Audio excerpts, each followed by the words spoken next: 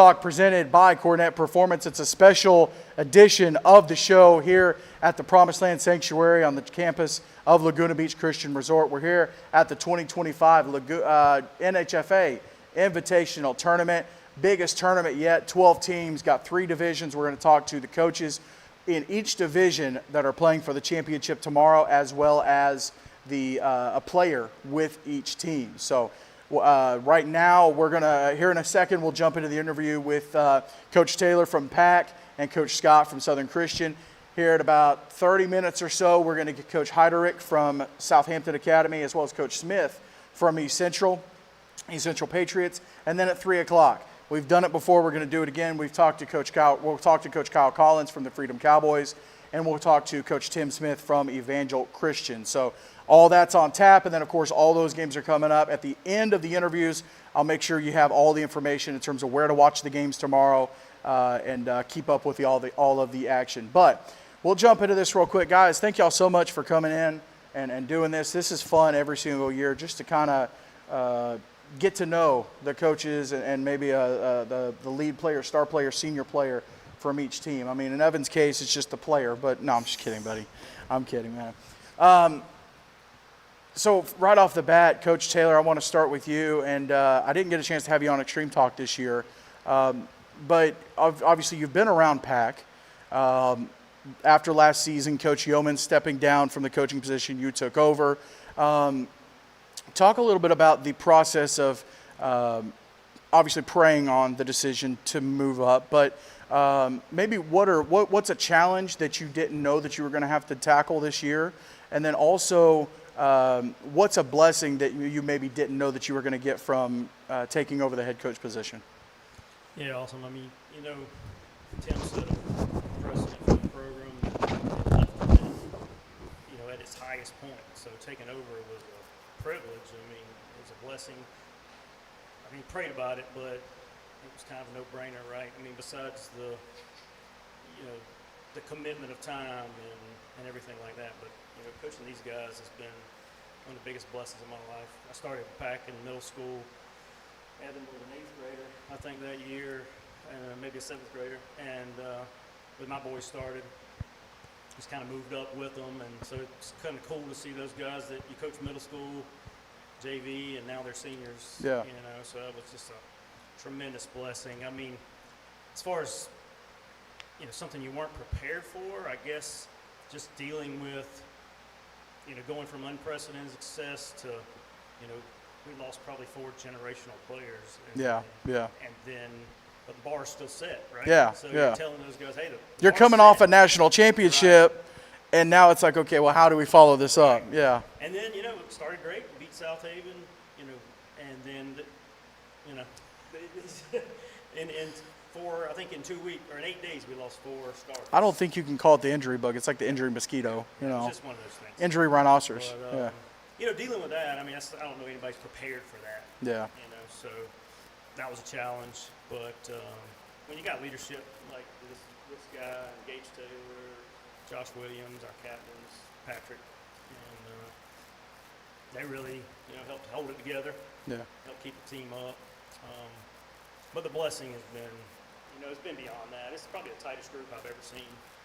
Even with losing 5 games, I mean, they've stuck together. Friendships are incredible. So yeah. It's been a joy to watch.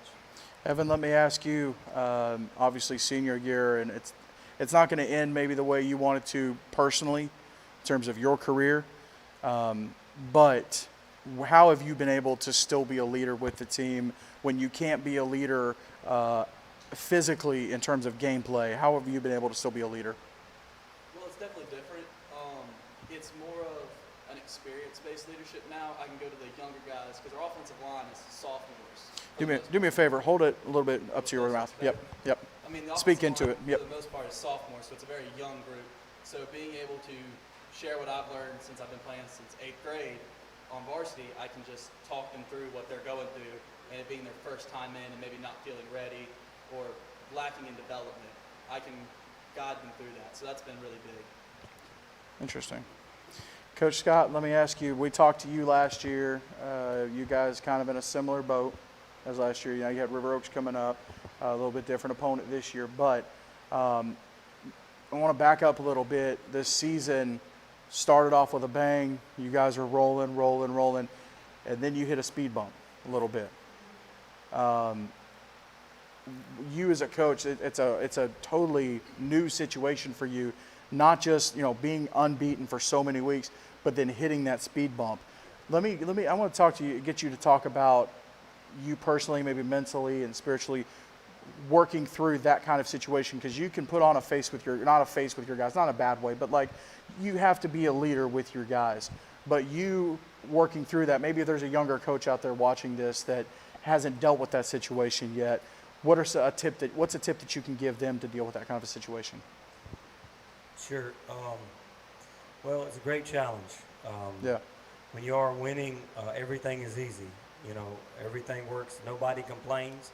Yeah. No parents fuss about anything that's going on. Winning cures everything. Yeah, Yeah. and it truly does. Yeah. And then, you hit a large speed bump called Tim Smith. And, my hat is off to the man. He's a great coach. We all know that. Yeah. And, we worked and worked and worked to get ready for that. And so when we did get beat, the letdown was very large. Yeah. Amongst the coaching staff, we were all preparing for the worst, of course, but you really have a hard time preparing for that when you have had, 8 weeks of winning. Yeah. And so Yeah. a lot of guys on this team didn't know what a loss was at all. We've got probably 7 or 8 guys that are brand new on the team. Yeah. And so they had no idea what this was like. And some of the older veterans had to walk them through it. But for the coaching staff and for me, the hardest part was getting back. We came back, we played Stewart County, we beat them, but the guys, they were still out. They were still checked out. And it was incredibly difficult to get them motivated to go and play, one more game with, hey, this is for everything. This is East Central. We beat them, 47-7. Yeah. So Yeah. these guys are not, and so they didn't check back in then. Yeah. So we needed a week off. We needed a week off to really hit each other and, get Yeah, some of this yeah. anger and letdown and all these things. We needed to get that Kind of out. like a regroup almost. We did. Yeah. We yeah. did. We had to really, and it took physicality to kind of check things back into place. And that would be my, if I had advice for a younger coach, that would be my advice.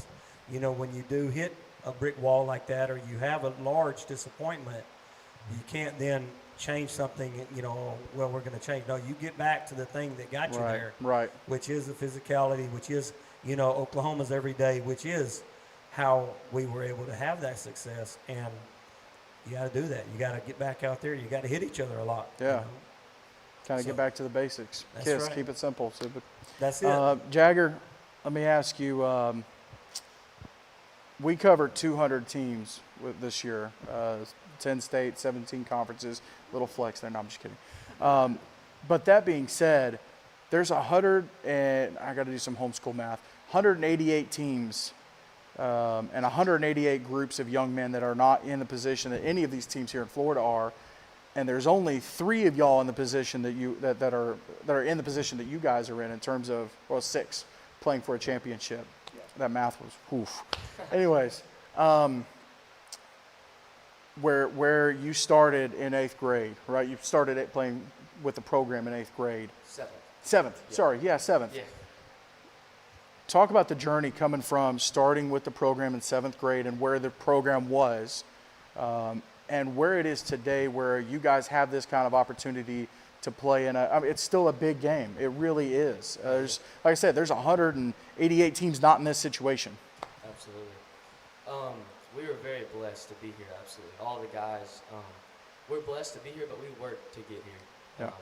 From the beginning of the inception of the program, we had left another place and we didn't know what to do. We had guys in different areas. We've got guys from Georgia. We've got guys on the other side toward Montgomery. And we all we were like, we don't know what to do now. And then the parents had the great idea, let's do something for ourselves. Let's build a legacy here. Yeah. So we started up Southern Christian, started with football, and it's grown from there. But we've had seasons of what, 2-8? Yeah, I mean, we yeah. were 2-8, 3-5, and we just kept getting better. And then I think we went. I don't mean, know. there I know were this there were reminds years me- where you guys were locks to not make the playoffs. Right, exactly. You know, so to Yeah. be in the position you were, yeah, Right, like, I mean, you had Lighthouse, they were a powerhouse. I mean, you got Lighthouse, you got Evangel. I mean, they've ran the conference for a while now. yeah, Fell short there, but it's okay. We're here now. yeah, So, yeah, I mean, even in that, even hitting the speed bump, a lot of the guys were distracted and like, oh man, like it's over. I'm like, hey, we've got 2 more games, which I mean, fell short there too, but we're here now. yeah, So just moving forward continually, and we've came a long way. I mean, we got me, Jed, Lawton, and Elijah. We came from the beginning. yeah. 7th graders, we built it up. I mean, guys that came and went, graduated, but we've been here the whole time. And we even picked up like the guy that helped us start it, Josiah Frick. I mean, he was there Yeah. in the beginning. Yeah. I mean, and he's here with us now, so he'll be here tomorrow. So we're looking forward to it. There you go. Evan, let me ask you, what's something that you learned from the guys that came before you as a younger player? What's something you've been able to take with you throughout your career and then turn it around? What's something that if you could just pound it into the heads of these younger guys that are coming up behind you in terms of just not even only football but life too? What's something what's something you've learned, and what's something you would tell the younger guys? Something I've learned from, football and the guys ahead of me is never accept the failure. Starting out my 8th grade year, we struggled that year, and we faced losses every year. We've always played better after, because the guys ahead of me always set the expectation that even when we lost, we weren't beaten yet. Yeah. There was always a chance to turn it around. So the biggest thing for young players and young men in life is whenever you hit that failure, which you're going to, it's don't accept defeat there, keep fighting through that failure, and you will succeed. Fair enough. Fair enough. Coach Taylor, let me ask you, like I said, like we talked about, the season started off really strong. You get that win against South Haven, a comeback win. You guys are on a roll. You're beating teams. You only lost by 2 to Cary, who's having a really good season. And then everything goes the way it does. You get into the playoffs, obviously, with the way the conference is. Get in the playoffs, it doesn't go the way that you want it to. Then you look ahead of, hey, we get a chance to go to Florida.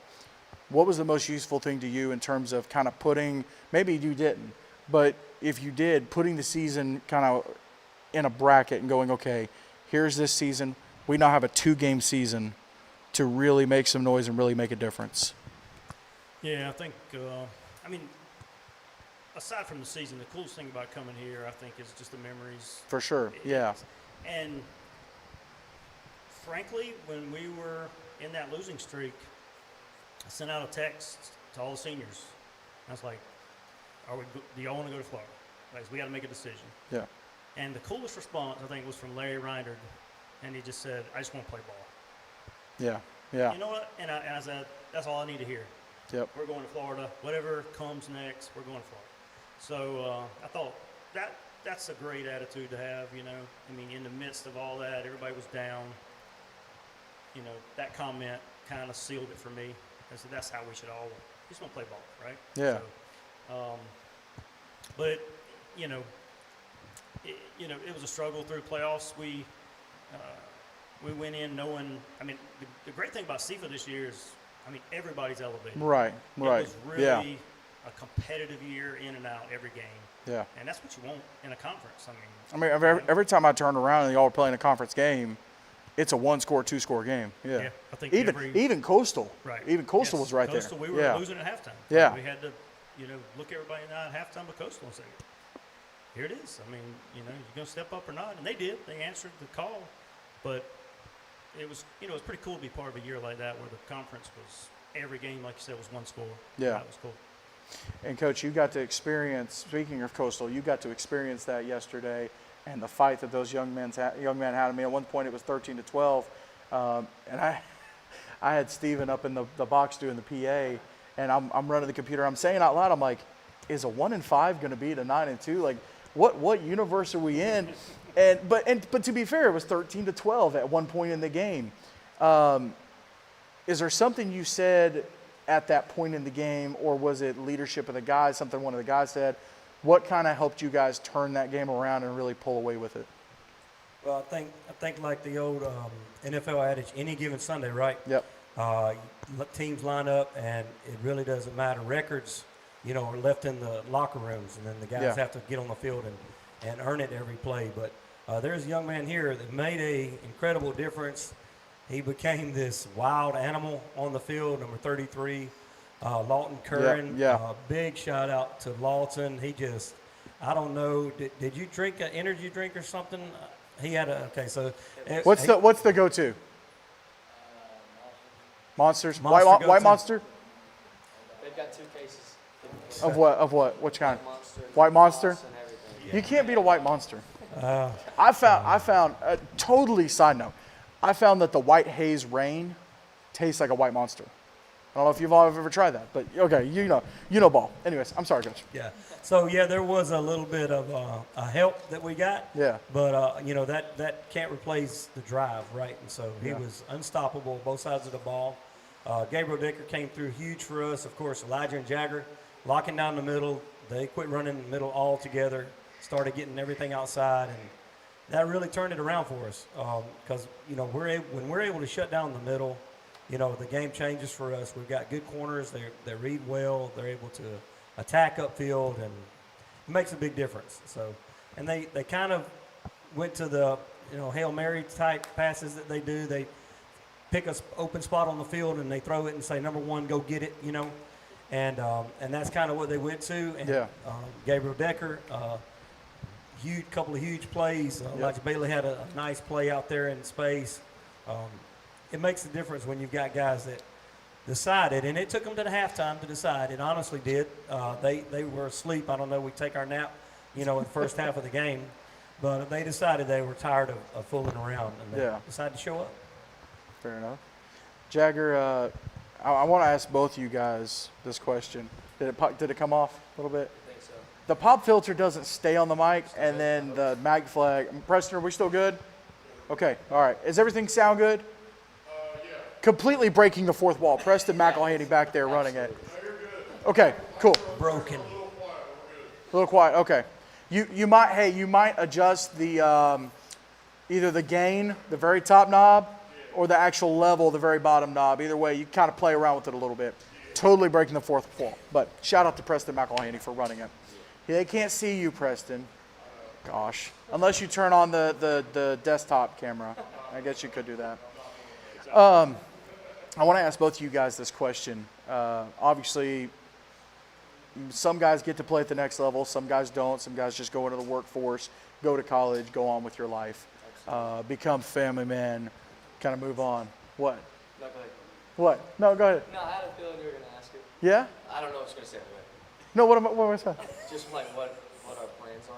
No. No? Okay, go I don't care what your plans are. Okay, go ahead. Because you don't know what your plans are. Your plans No, are going to that's change exactly 6 months what from I now. was gonna say. Yeah, no. Still a Dude, teenager, I right? have been in, okay, what I want to ask though, no matter what you do, what is one lesson from football that just jumps to the front of your mind that you will always be able to use no matter what? Oh, man. There's so many. Yeah, you So didn't know I many can't. lessons. There you go. So many lessons, but I mean, I think the biggest thing is your community that you surround yourself with is going to push you forward. Like the community, the people you have around you is where you're going to go. My pastor says it, he says, show me your friends, I'll show you your future. Yep. And I think that couldn't be more true. Bible talks about a companion of fools Yeah, will be exactly. destroyed. Yeah. Yep, and a strand of 3 cords. And when you look at our guys, I mean, this is the tightest group I've ever seen in my life. I mean, there's nobody being singled out. There's nothing. I mean, we're a family. Yeah. And that's the biggest thing for us is we're gonna have each other's backs, and we're gonna work to keep each other safe. Speaking of have each other's backs, I'm going to put you on the spot here. Who's the goofiest one? Who's the clown? Who's the clown? There's at least 5 in that lineup. Oh, gosh. You got Jed, Braden, Ash, Lawton. I mean, they're all there. Okay, there's fair so enough. many. Fair enough. Evan, what about you? Well, I mean, I 100% agree with you. It's obviously figuring out who you need to surround yourself with to continue in your walk with Christ, in your walk in life, in your walk of success. In everything you do, it's who you surround yourself with. But as I said earlier, it's learning to deal with failure. Yeah. because we fail every day in our lives, whether it's failing as a husband, a friend, whatever it is, a businessman. You're Yep, going to fail, yep. and it's learning what to do after you fail. Because Yep, football's yep. a game of failure. And I also play baseball, and we always hear that baseball's a game of failure. Yeah.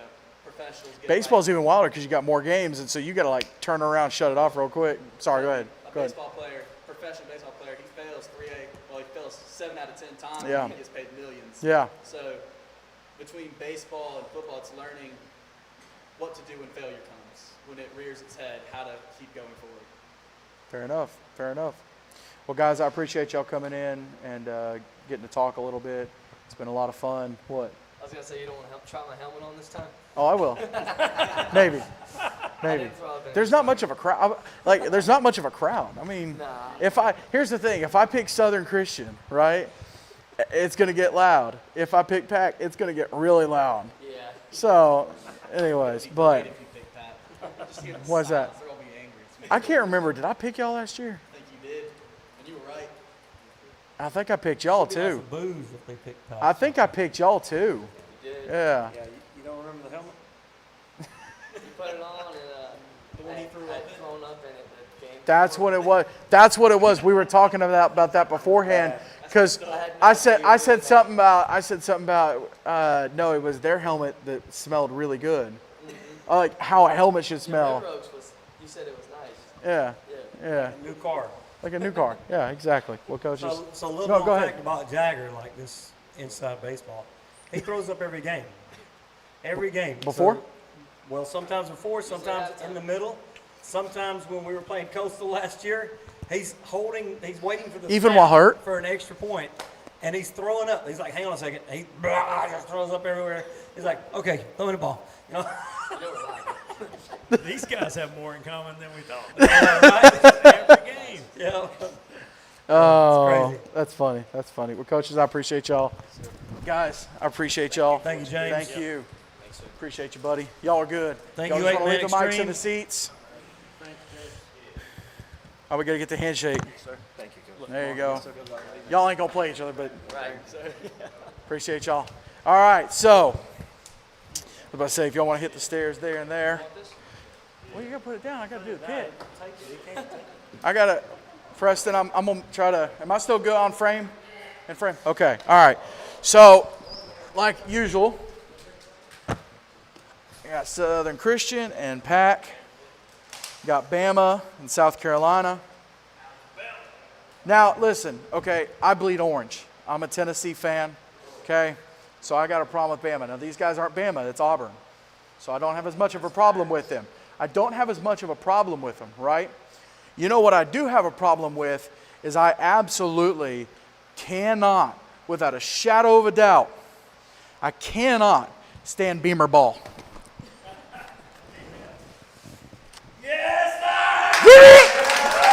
Oh, I can't. Give me Alabama! There we go. Oh. I said a lineman helmet. That thing's small. Hang on. Let me see.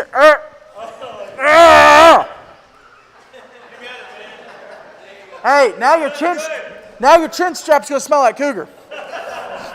All right. We're gonna step away. We're gonna get reset. When we come back, we'll have Coach Heidrich from Southampton Academy, and we'll have Coach Daniel Smith from East Central Patriots. You're watching Extreme Talk, presented by Cornett Performance.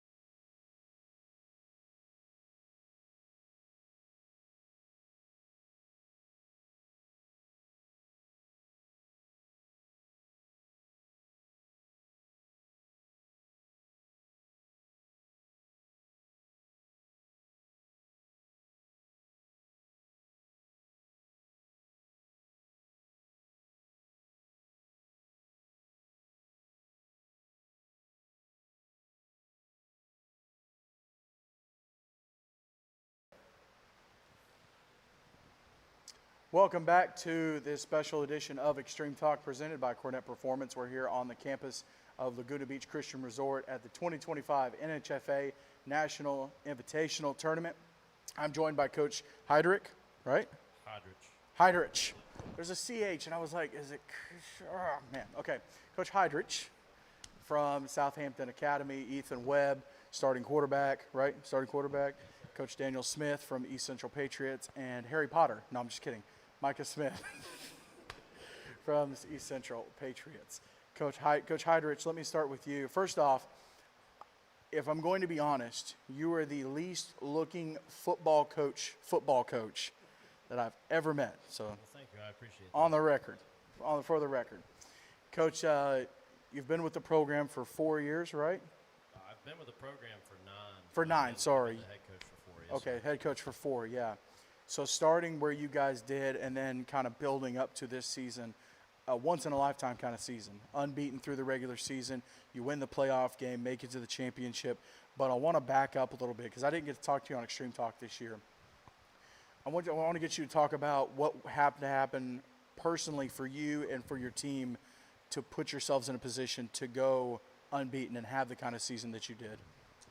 Right. Well, my first year, this group of seniors that I have now, they were all freshmen, and we had, I think, 13 kids on the team total, and had to start 7 freshmen that year and 1 sophomore. So we went 2-7. We were really, really bad, and we kind of made a commitment in the off season to get in the weight room, do some track and field type stuff. And the next year was a little bit better, but still struggled. I think we went 4-5 that year. And then again, kind of recommitted to get back into the weight room and just focus on the process of getting better and not really worry about the results. And, the past 2 years, I think the results speak for themselves. We've lost 3 games in 2 years. And, Yeah. Not fielding more than, 20 kids on the roster. So, I think it's just about, sticking to what you say you're about and then following through with it every single day. So. Ethan, Coach mentioned where you were there at the beginning when he got there and kind of growing up with the program. I know it's been around, but in terms of its maturation, getting to the point where you can be unbeaten and get to a championship game, you've been there from the beginning. I want to get you to talk a little bit about what you've had to do personally, maybe over the last 4 years, to get yourself ready. I know football is a team sport, but it is made up of individuals that have to be ready and have to handle business. So what did you have to do personally every year, or maybe it was something different every year, to get ready to be your best on the field? Yeah, so a lot of it was, a lot of people like to look at it as motivation. But you got to speak into your mic. Sorry, a lot of people like to look at it as motivation, but I think it's more of determination and just discipline. I had to trust a lot in this guy right here. Being 2-7 my freshman year wasn't the most ideal thing, but he said we'd get there one day, and darn if we didn't. The biggest thing, especially in the off season, was definitely just getting in the weight room and discipline. Definitely discipline over motivation, because even the days that you don't want to go out there, you don't want to run those drills, you don't want to get in the weight room, you do those things, and it puts you in positions like we are here today. So. Fair enough. Coach Smith, this isn't your first rodeo here in Florida. You guys were here last year, and it didn't quite go the way that I think everybody would want it to go in terms of East Central. But when you came into this season, having the experience that you did last year, guys like Micah, having the experience that they did last year, how much of a motivating factor was it throughout the season? Obviously, you want to win your conference, you want to handle business at home. But in the back of your mind, was there a little bit of, hey, we want to get back there and we want to put ourselves in a better position than we were last year?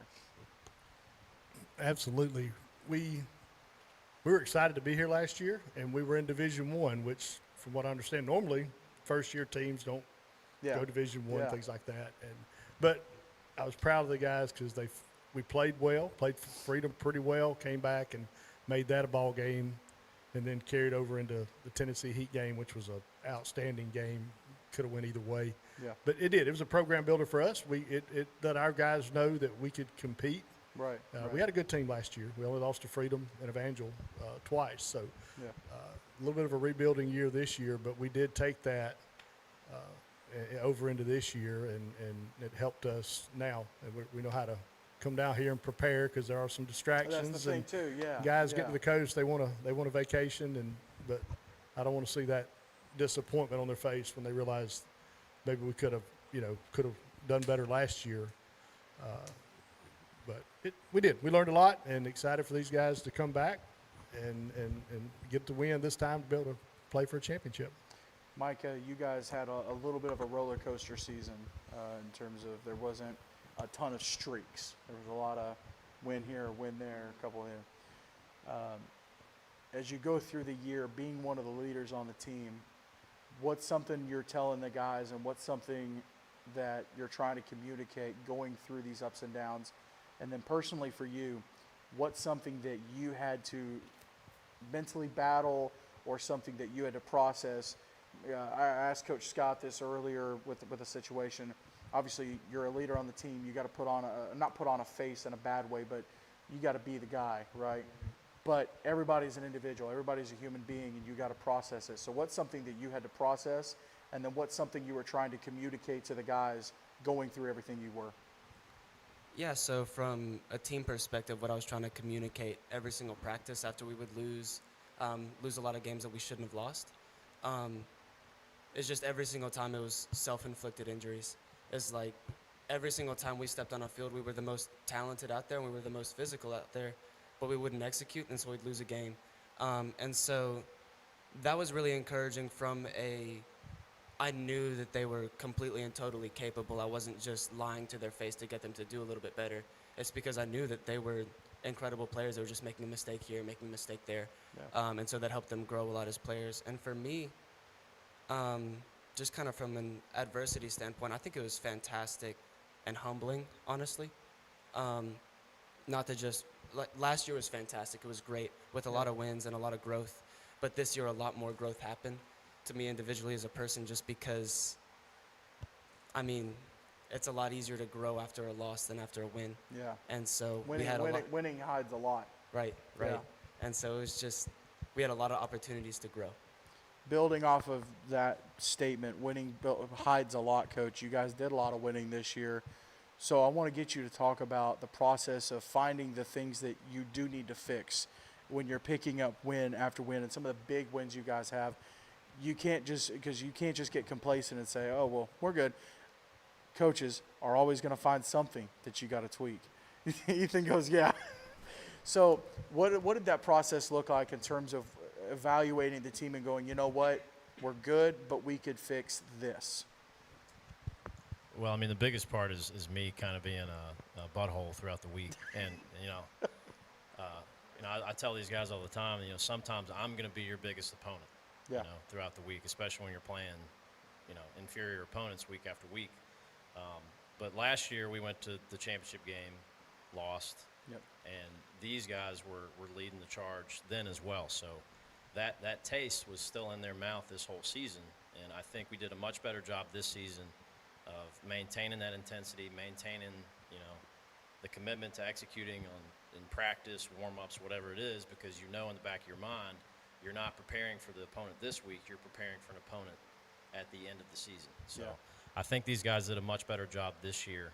It just, last week it just came down to essentially 5 plays, and sometimes it goes that way. So Ethan, I'm going to get you to talk about something.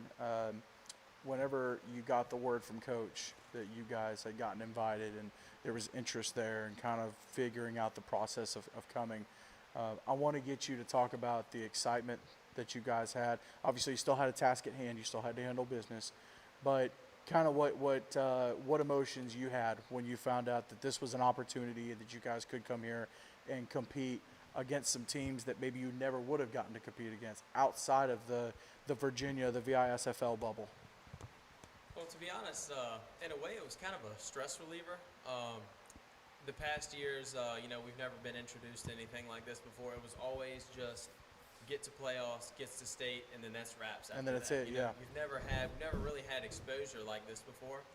So in a way, looking at something that was past the state championship was honestly relieving in a way, because the score last year versus the score this year in the state championship was a lot better. Yeah. Last year it was a way worse game. We got beat way worse. A lot of us overthought a lot going into that game. But this year kind of had something to look. And I'm not saying it in a bad way. Not trying to not focus on the state championship because we had to keep our eyes on the prize for that sure. week. Yeah. But having something afterwards, in a way, kind of I think took some stress off a lot of the guys on the team. Yeah. In the best way possible. So. Well, there's no problem. There's no issue with having a checklist, and you go, okay, here's the checklist: win a playoff game, win state, go to national. And even just because you don't check one of those off, doesn't mean you don't go to the next spot on the list. Right, it seems like, yeah. Coach, you guys were in a dogfight last night. Absolute, knockdown, drag out with a team that. They hadn't played outside their conference, right? So there's no measuring stick. All you could do is watch film, but even then you're like, well, how good are the teams they're playing? When you get into a battle like that, right, and you're going blow for blow for blow, what's the message to your team in a game like that? Because you guys have been in other fights, but it's always someone you kind of know. You don't know what they're about to pull out of the bag, or you got film study, but it's kind of, there's some unknown factors there. So what's the message to the team in a game like that and in that kind of a situation? I mean, the old coaching cliches are, next play, which is a big part.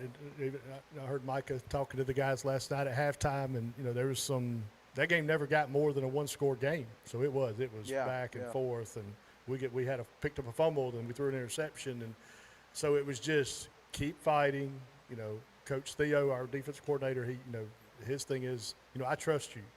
And we get to this stage, you got to have some of these younger guys step up and play, because none of us have our full rosters here. Some of us have injuries and guys that couldn't make it and things like that. So we got to go a little deeper, and there's not that many guys on the roster. So we had some young guys step up to help us, but it's a trust thing, and you've prepared all year. Maybe you haven't played in some of our bigger games, but we need you now. Go make a play. Yeah. Micah, everybody talks about the weight room. You got to get in the weight room in the off season. You got to put in the work behind the scenes. In terms of you getting in the weight room personally and getting ready, how has it benefited you this year? Like, what have you been able to do with it? And then also, have you seen any kind of a change or any kind of an improvement in the team in terms of what work has been done through the weight room? Yeah, absolutely. So for myself, I would do weight room like twice a week, and that was super beneficial. But the most beneficial thing that I would do is work out with my dad. And we would do these like boot camp style, like hour-long things on Saturday mornings, and they were rough, but they were fantastically preparing for a football environment, and it was awesome. Coach, there's a smile. Well, go ahead and finish, Mike. I'll follow up. And then from a team perspective, last year we were really good athletically. Yeah. But there was definitely a streak of laziness, especially in some of our better players. And I think that definitely showed up here last year. But I mean, this year, everybody that you see making the plays on Friday nights are the hardest workers too. And that's in the weight room, and that's at practice too, is going 100% every single play. And we didn't have that. We didn't have that every practice last year. But this year, that's changed a lot. Interesting.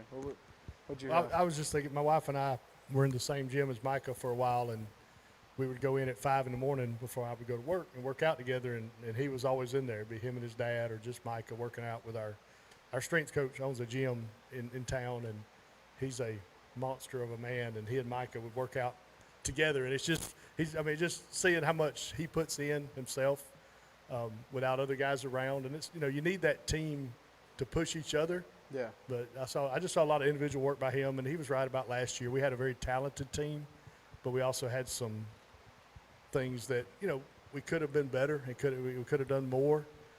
But it goes back to what we were all talking about: winning hides things. Yep. And now this year we lost some games that I'm not going to say we shouldn't have. The teams they outperformed us, but we learned a lot, and we're here to develop men. Yeah. Yeah. First and foremost, and sometimes winning can hurt that. We all want to win, but it can't be at the cost. Yeah. That cost. Yeah. Ethan, if you could get rid of a conditioning drill and it never came back, what are we getting rid of? Get rid of what? A conditioning drill. Is there one that that y'all do that? And obviously, it's a little too late at this point. Yes.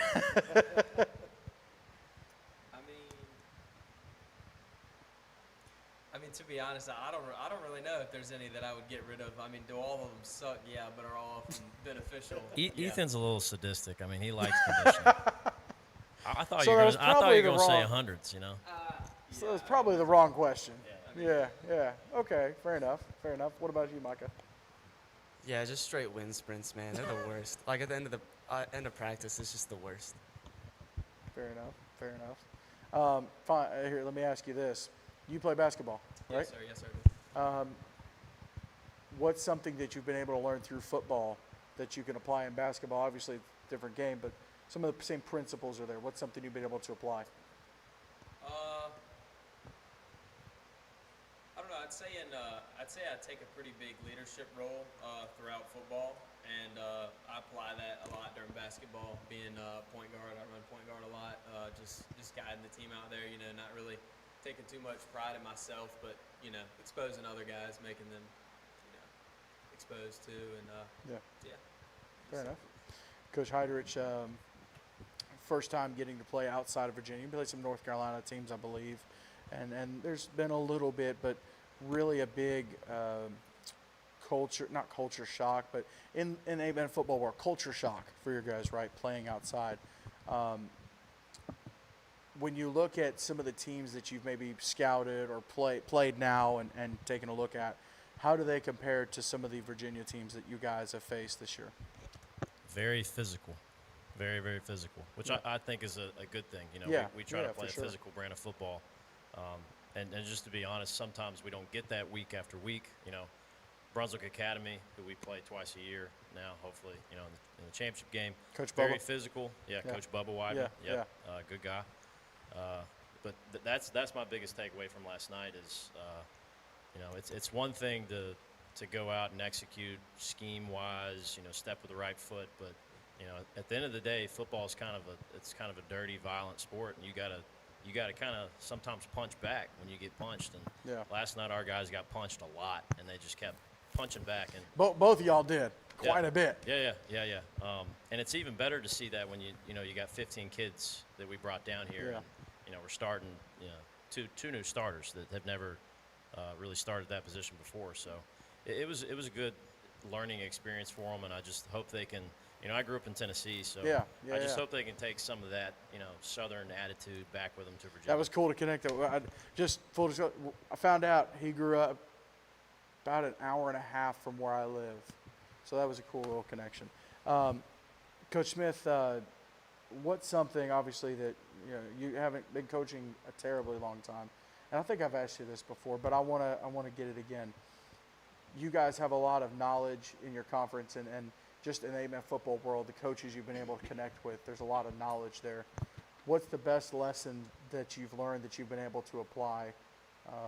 And then what's something that if a younger coach asked for a piece of advice, what's something you would give to them? Well, there's no substitute for discipline, and it's tough. As you know, you want to, with all these young men, you know, you want to encourage them, you want to build them up, help them grow, but sometimes that's just tell them things they don't want to hear. Yeah. And part of our before the season this year was I told the guys we want you to hear the truth, even more than ever, about where you stand and why you're not playing or why you're not getting these results. But do your hopes and dreams match your habits? Yeah. Things like that. Because if not, one of them's got to change. Fair enough. That's it. Just there's discipline is number one. Self-discipline. The way you act on the field, and you're representing a whole bunch of people. So. Fair enough. Micah, what's your favorite pregame meal? Honestly, I never really feel like eating before a game. But I will say it was my little brother's birthday yesterday, and they cooked steaks for his birthday. Yeah. And so I had a pregame steak that was pretty fantastic. There you go. There you go. Ethan, you guys had a little bit of a haul to get down here. A little road trip. How long was it? 12, 13 hours. Something. Oof. I thought at 8.5, I thought I had it. So we stop at the gas station. What's the gas station haul? Ooh, gas station haul. For me, I don't really like soda, but a big juices guy, water or Powerade, Gatorade, anything like that. Yeah. So probably a blue Powerade. It's a solid pick. Huh? It's a solid pick. Yeah, solid pick. Yeah. And probably a blue Powerade, and I don't know. Probably nothing too heavy. I don't know. Some type of candy, some type of chocolate. I really like chocolate. Chocolate? Are you more chocolate than a candy kind of guy? Yeah, more chocolate than candy type of guy. What's the go-to? I like Hershey's chocolate. Anything Hershey's, man. I like Hershey's bars. I'm more of a chocolate than like a gummy guy. There you go. Ethan really likes food. He does, man. Well, what's your favorite pregame meal? I've never really had a specific pregame meal, but I'd say night before, I've always just tried to go carb heavy, just super carb heavy, and then definitely though, so nothing specific, but bland, anything bland, because I get bad heartburn, especially when I get nervous and stuff. So anything bland, and just like and rice or carb-heavy something. the night before, Yeah. Michael, what's the gas station haul? If you're on a road trip, like if you're driving down to Southern Christian or something. Well, that's not the longest trip y'all have, is it? Probably some sort of like Something like that. some sort of like body armor or something. And then I really love beef jerky, like a lot. Buc-ee's. Any specific flavor? I was gonna say Buc-ee's, obviously. Yeah. Any specific flavor? No, not really. I like all of it. Fair enough. What's your favorite thing, Coach, about getting to coach these young men? Dropped a loaded question on No. you. It's really a softball. I mean, because like we said earlier, when, we had our meeting this morning with Mike St. Dennis and just talking about all of our different testimonies, how we got here, and just helping develop these guys and thinking about all the people that helped me when I was a young knucklehead, and I can draw from that experience of what not to do. But just helping these guys become leaders. I told them, you're going to be a leader, whether you're of your family, of a business, of a church, something. You're designed to be a leader. So that's what I want to do, is help them work through these things, use football as a vessel for life, and get them closer to the Lord. Without copy and pasting, what's your favorite thing about being a head coach and getting to work with these young men? Pretty much the same thing. I said without copy and paste. I said pretty much. But you know, when I've been doing this not too long, but long enough now that I have, alums come back and dab me up, give me a hug, and say, "Coach, I appreciate everything you did for me." And I've been coaching these guys so long. I remember when he was this big, running around the middle school, just a little runt, and seeing them go from that to, pretty much a full-grown man with all kinds of responsibilities, and just knowing that football, like it did for me, is going to help them out in life. I mean, I think that's the biggest. It's almost like a secret about their future. As long as they keep doing the things that they're doing, they're going to be good men. And like I think Coach said this morning in our coaches meeting, we need more good men. Yeah, so for sure. Guys, I appreciate y'all coming in, and it's fun to get to know y'all and talk to y'all. I love first-time matchups, so we got one here, got a bunch of them here in Florida. But really appreciate y'all coming in. Looking forward to tomorrow. Thank you, James, for Thank covering. you, Coach. appreciate it, man. Covering what we do, man. We appreciate It's you a lot. guys. It's a lot of fun. It's a lot of fun. Micah, thank you, man. Ethan, appreciate you. Yes, sir. I see more. All right, so here comes the fun part. I'll give this back to y'all real quick. Preston, am I still good? Okay. Got to make sure I'm in frame. I'm big. It's hard to stay in frame. So here's the thing, right? And I said I'm a Tennessee fan. I bleed orange. I'm not a big Alabama guy, right? I picked Southern Christian. Who knows? ACSC could run the table. But here's the thing. Virginia is for lovers. It's also for winners. Let's go, Virginia! There we go. Ooh. Did you barf in this? Man, this is small. Oh, ow. Need a lineman helmet next time. All right, so that'll do it for Division II. That game's coming up tomorrow, the championship game. You'll be able to catch it on 8-Man Extreme. We're going to step aside, get prepped for the next set of interviews, and then we'll be right back right here on Extreme Talk.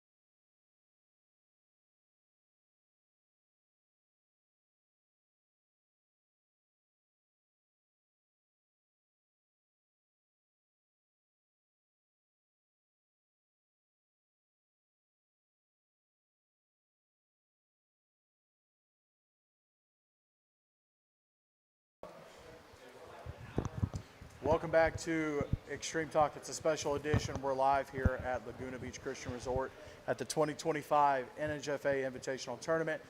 Getting set for the Division I championship game tomorrow at 5 p.m. right here on 8-Man Extreme. But I'm joined now by Coach Tim Smith from Evangel Christian, Eli Black, Coach Kyle Collins from the Freedom Cowboys, and Jalen Venter. Coaches, guys, we've been here before. We've done this before. Not the first time, but a little bit different circumstances, different teams, different leaders. Coach, let me start with you.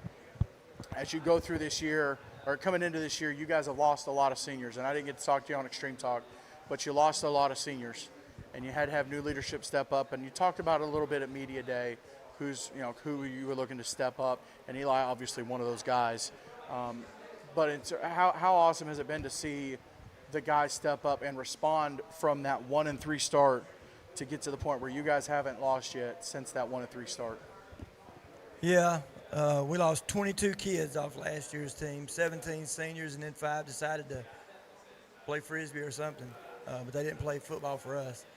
So, yeah, we had a rough start. You know, we go up to Gatlinburg, play a really good Arendelle team. Felt like we left one on the table there a little bit. Yeah. Then we played River Oaks, who's a pretty good football team, and then we go to Huntsville, Alabama, and Freedom put it on us, and really didn't know which way our team was going to turn. Yeah. And the leadership stepped up. We kind of challenged them a little bit. I had a few hard days of back-to-earth practice football, and Eli and, White, Chandler, some of the seniors on the team. Eli's just a junior, but some of the seniors, they stepped up. We told them, said, look, don't drop the rope. Somebody's got to pick it up and let's go. And here we are. Eli, speaking of that 1-3 start, as one of the leaders on the team, what's something that you personally had to do to kind of get back going, get back on the horse? And then what's something as a leader of the team that you tried to communicate to the guys on the team in terms of the situation you were in? Just like you said, being a leader, it's all about communication and making sure everybody's on the same page, making sure everybody's, one person slacks off and then the whole team slacks off. Make sure everybody's going 100% every drill, just everybody's heads locked into the game. Fair enough.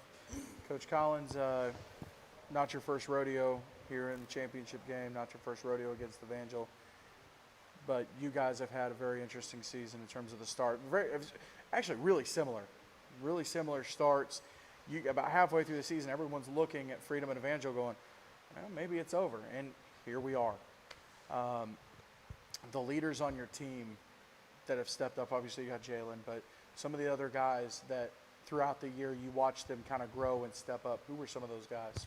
Well, there's Elijah Brown, number 18, Eli Carr, number 2. Both of those guys have played very pivotal roles and keep us together. As some of your broadcast people may not know, Jalen was not around. Jalen had surgery the first week of the year.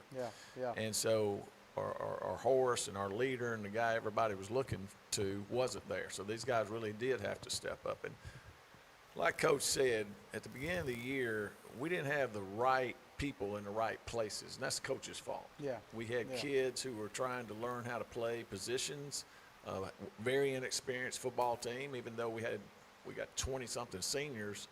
Only about 5 of our kids have ever played meaningful snaps in a varsity game that mattered. Yeah. And so there was a learning curve for both them and us. But quite honestly, our regular season game against Tim and the Evangel was the day we kind of woke up. They kind of started clicking. Yeah. And we played. Listen, it was one of the best executed football games of a team I've ever coached. When I watched the film the next day, I thought, holy mackerel, who are these kids, right? Yeah, they were playing. From that point forward, we've been a little Jekyll and Hyde. We've been up and down, and we basically burned the ships when we got in the playoffs and said we're just going to – there is no tomorrow. There's no going back. Let's see what we can do. We had a good run through the playoffs and somehow got ourselves here against our nemesis Darth Vader over here, and we're going to try to do it again. Jalen, Coach referred to your situation this year and everything you dealt with. What was the biggest mental struggle for you coming through the year? Because it's not very often you hear about a guy having an ankle surgery in August, and he's back for the playoffs. I'll be honest, sitting back and looking at it, I'm going, man, I don't know that he's back. Talk about that journey a little bit to get back to where you were on the field at darn near 100%, if not 100%. I mean, it's pretty close. But talk about that a little bit. So I was told by everybody around me, doctors and everything, that it's pretty much impossible for me to even play, let alone football, basketball, track. Just my high school sports career was over because my surgery, and that was just like a hard strain. But I always tell my parents and everybody around me that I think I needed to be injured so I could just reset and get closer with God and just try to figure out what am I doing? And just praying and trying to work hard, getting my recovery, rehabbing every single day, multiple hours, just trying to get back to my team. Like on senior night, I was just trying to get on the field. Yeah. Then I didn't even think I was gonna be able to play good or be back to where I was last year. To be able to play with my teammates and just be able to finally be with them and like on the field with them, that was just what I wanted. But now we seen what we could do. We got back. We're going to get back here, playoffs, back to nationals. Seeing what we could do with this team and what they've been doing without me, I just wanted to add some type of, positive to it. But this journey has been hard. everybody told me it's impossible, but my parents believed in me, and I believed in me, and I told myself that I'll be back here again and competing with the best. Yeah, Coach. And I'd like to say something about this. He hurt himself in April in the spring. It's a funny story behind that. The track coach would always call me and say, "Don't hurt my boys. We got to meet this weekend." He busts his ankle up running track, Running right? track, yeah. So I called his coach and say, "Hey, don't be busting my boys up." Anyway, but he got hurt, and he really wanted to play, and he'd tell you he didn't really want to have surgery, and he worked his tail off from April to August, when finally the doctor said there's no other choice. We didn't think he would be back, but he's not showing up at practice because he's at PT. Yeah. He's doing all the work by himself alone, and so it's a lot of self-dedication there, Yeah. and I think it's worthy of being talked about, win or lose tonight. For sure, The yeah. kid has been a testimony Yeah. of diligence and perseverance and resilience. Well, and Jalen, it had to be wild for you, firsthand experience of you kind of testing yourself out a little bit and kind of feeling things out. And it was fun to watch too, because each week you could see you testing yourself out a little bit more and a little bit more, until the point where when you played South Haven, I said, man, he's making up for lost time. He's there. He's there. That was a lot of fun to keep up with and to watch. Coach Smith, I talked about the journey a little bit, going in even 3 weeks out from the playoffs. Everyone was like, is Evangel going to have that number 1 seed? You got Southern Christian coming up, unbeaten team. We had them ranked pretty high, okay? We're going to talk about the rankings. Do what? Never mind. We're not going to talk about the rankings. Right? Well, if people are watching, we'll go ahead and give you all a little sneak peek. You're at number 25 after last night. Now, we're not going to put it out because, we got some more games to play. There's some more games elsewhere, but after punching it in after last night, it was 25 seems a little low to me. But you go to play, you got the win streak going, but then you come against somebody like a Southern Christian, somebody that you guys had beat every time you played them. A little bit different team this time around. When you're talking to your guys the week before the game and practicing, getting ready, what's something you're preaching to them about? Yeah, we always have a little motto for every year, and this year is "We Are Evangel." And the reason I did that was for our kids, because when you lose 22, like Coach is talking about, you got that many seniors and some kids leave. That's a big turnover in the sport we play at this level. Yeah. And but when we got to that point, we talked about 1 and 3, and everybody left us for dead. We were like that dog on the side of the road. But I told them right before the ball game they forgot to check our pulse. Yeah. We still got a little bit of a pulse left. Yeah. So we lived off that for a few weeks, and so we got a little bit better as we went along. We got some obstacles to overcome, but we're getting a little better. There you go. Eli, you guys have gotten to play in some really high-profile games this year in Gatlinburg. You got to play Arundel Parrott. Then you had River Oaks come to town. I mean, you guys, Southern Christian, I just talked about. I mean, it seems like Evangel this year, multiple times there were big games, coming up. What kind of prep work do you personally do when you're going into a very high-profile game like that, or even like your championship game, conference championship, or the first-round game here in Florida, getting ready for a team like South Haven? Personally, what do you do to get ready for those games? Like I said before, it's a lot of communication.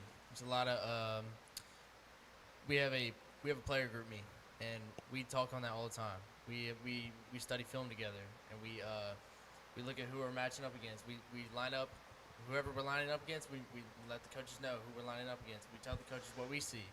The coaches tell us what we see. But personally, I just think it's the biggest thing is to practice with 100%. There's no reason not to practice 100%. I forget who the NFL player was, but he said that the practice should be easier than the football game.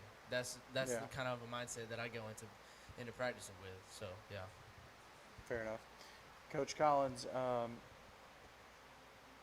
talked about this not being the first rodeo.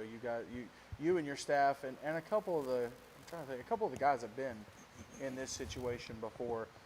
You have a lot of guys that haven't, though. For you and your staff and the guys that have been in this situation, maybe even before coming to Florida, what's something you're trying to talk to them about and trying to get into their head about this kind of thing? Well, this year has been, God put on my heart that football is an act of worship. And how you play and how you prepare is an act of worshiping our Father. He gives us the opportunity, He gives us the gifts, He gives us the blessing of doing something we love to do. And really, what I try to convey to them, and hopefully they picked up on, is everything that we do, we need to do to the glory of God. Well, when you tell people it's an act of worship, I want them to understand you're not doing it just for you. You're doing it for people you love and for God above. And so, you know, as we got through the year, like I said, we had a lot of ups and downs. We had good times and bad. But at one point, we just said, and I've said this already, we were burning the ships. And we were just saying, look, we've got an opportunity to be pretty good. Let's just go do it for the heck of it, right? So that's kind of been our motto throughout the years is, hey, we get to play football on Friday night, okay? And it is a blessing. Yeah. There's kids all over the world that don't get to do this. Yeah. And so we've kind of taken the attitude that, hey, we're going to take advantage of the gift that God has given us. For sure, for sure. Jalen, talking about going through your PT and the work that you put in, what was the moment that you knew you were going to try and come back, that you knew that you were going to step on the field this year? Was there a specific moment that you knew that? And then once you got to playing, got on the field, got going, what was the moment you knew that, hey, I'm good, I'm ready to do this? What were those two moments for you? The moment where I thought that I would be able to play this year was from the very beginning. I never once doubted myself that. Well, I'm even saying, if we all but odds- like comfortably, like you're doing PT and you're like, okay, this is going really well. Yeah. Ooh, comfortably doing PT was probably the week before senior night. I was doing shuttles, and I was like, this feels pretty good. I'm ready to play. You know, we got hit in our mouths by Tennessee Tigers, but yeah. I felt like it's pretty good. And probably my first touchdown of the season, I just had to take a knee and just pray to God, just thank you for allowing me to be here, through all the heartaches and just the pain and all the work I put in to be here. My first touchdown was just like, yeah, I feel like I could turn it around. We can do something with this team. Fair enough. I know we're on a bit of a time crunch, Coach. I want to ask you one more question. I don't remember if I've asked you this before. What's your favorite thing about getting to be a head coach and working with these young men? Oh, yeah. Been a lot of kids come through. My favorite thing is probably when you get a kid who's not the athlete that these two kids are, and all of a sudden the light switch goes off, and they figure it out. And we got one right now that the light switches went off for him, and that's, I'm sure Coach Kyle will tell you the same thing. It's fun when you get that kid that weighed 105 pounds when he was a freshman, and people think, man, he's never going to help you. Never going to help you. And then you got these two studs running around, you know, and then all of a sudden that 105 grows to 175, and he's one of these kids. Yeah. You know, that's a good moment. And of course, you know, we do a lot of things at Evangel. I know Kyle does too. We do a lot of devotions, and we talk a lot about our walk. And when you get a kid like last night, I shared this morning in the coaches meeting, that played for you several years ago here, and he texts you. Yeah. Or they call you, or they come by practice. But Eli Whitfield texted me last night and was telling me a story that we had told him, and it come back into fruition for him in life. Yeah. So when that kind of stuff happens, they come back, and, you know, I know we're in the same position here. I know Kyle well enough. We're wanting these guys to be godly men, godly husbands, and godly dads, godly leaders in our community and our church. They're our future. We're two old guys about on the last leg. You know, at least I am. I don't know about Kyle. Coach, let me ask you the reverse. For you, if you were talking to a young coach, what's the toughest thing about being a head coach and working with these young men? The toughest thing is letting your competitive spirit take over when you really need to identify the young man that you're coaching, to what Tim has already said. I'm sure he feels the same way. You're called into this position. The good ones are. Yeah. Okay. Yeah. And you're here as a You're here as a pastor. You're a pastor of a church, and every year you got different congregation, right? And you've got to figure out, and I would tell any young coach, this is not about X's and O's. It's not about winning and losing. I couldn't tell you what my record is today, okay? But at some point in my life, and probably after my life, I will see how many I won and how many I lost. And if I can impact Jalen and everybody on this kid in a positive way to be better dads, better husbands, better fathers, okay, then that's what I would tell a young kid. That's your most important goal. You know, it's Matthew 6:33. Seek him. Yeah. And all this other stuff. My success, and, you know, Tim knows this because he beat the snot out of me a bunch of times. I'm not a very good coach, okay? But I hope that I'm doing something for these kids' heart and their mind that will change their life. And I'm not, you know, I'm not trying to say that I do that every time. I'm saying I am throwing nuggets out there every day. And to your point, 3, 4, 5, 10 years later, a kid calls. Yeah. And he remembers something you said. That is what I would tell a young coach to do. Hey, strive for the heavenly things, not the earthly things. For sure. Jalen, been around for 4 years, been through a lot, been able to do a lot. What's your favorite memory? What's your thing that sitting here right now you say, I'm glad I played football because I got this moment? Probably so many moments from my freshman year with that first senior group, just introducing me to what high school football really is like, just the intensity and how to work every day at practice. From last year, my team, just how fun it was just to play with those group of guys, just working hard. Probably say, because you've been able to do a lot and get a lot. Yeah. You go through a lot. Probably my sophomore year conference championship game. Just getting blown out by Tennessee Heat, like by 30 points the week prior, and just the way I just attacked film, attacked practice, just not want to feel like that ever again. Feeling like just losing, and just come back with my team and seeing it in everybody's eyes that we really wanted to win that game, and then we end up winning, and just the release of just like we did what we wanted to do, and even though we were probably like underdog the whole year, do what we want to do, and probably that moment. Fair enough. Eli, you've been able to learn a lot through your 4 years of playing ball, right? Three. Been able to learn a lot. What's the biggest lesson that you have taken away from the game of football that you're going to be able to use? And obviously you know there's life lessons that you learn through football. What's the biggest lesson you've learned through football that you're going to be able to use after football? So Coach Smith is an incredible coach of football and baseball, and he tells us a lot of times that this is the hardest sport that you'll ever play, and I think that's true. I think it's the hardest sport that you can play in high school at least. The battle of getting up, going to workouts, watching film, and studying, and knowing that right now, as a high schooler, this is my job. Yeah. That one day I'll be at a real job, whatever that may be. But this right now, this is my job. This is my work. This is what I do to make a living. So I'm going to do my best to play the best I can. Fair enough. Well, guys, I appreciate y'all coming in and getting a chance to talk. It's a lot of fun, and I'm looking forward to the game tomorrow.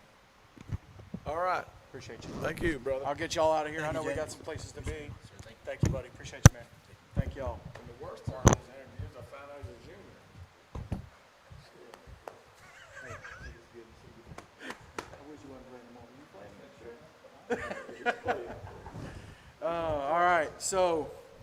All right, let's do this. I don't remember who I've picked.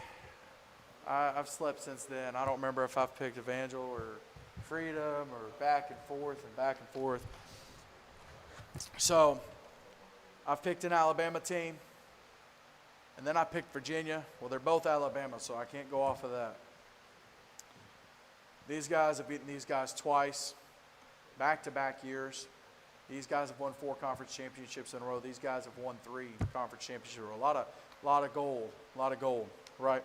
And only one can bring home the gold back to Alabama from here. Man, I'll tell you what.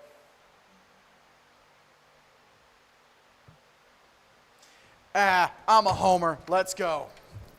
It's the only time I'm going to root for the Cowboys. Let's go. Oh, whose helmet is this? Lefty, whose helmet is this? Oh my gosh. That stinks. That's bad. All right. That'll do it for the live edition of Extreme Talk, special edition here on the campus of Laguna Beach Christian Resort. Thank you so much for tuning in. Thank you to all the coaches and players for coming and doing the show. Looking forward to a great game. I did tell y'all we would let you know about the broadcast tomorrow. So here's the lineup, and here you go. Let me get you your helmets, because I know y'all got to get out of here.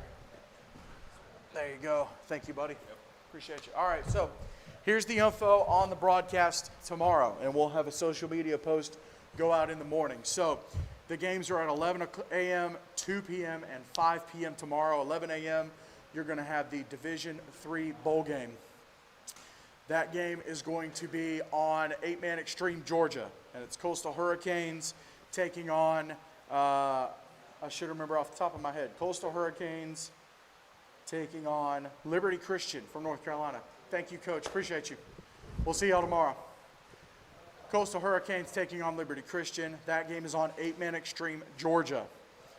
Also at 11 o'clock, you're going to have the Division II championship, and that game is going to be between the East Central Patriots and the Southampton Academy Raiders. We just talked to the coaches there. That game will be on our main channel, 8-man Extreme. That's at 11 a.m. At 2 p.m., there's 2 games going on.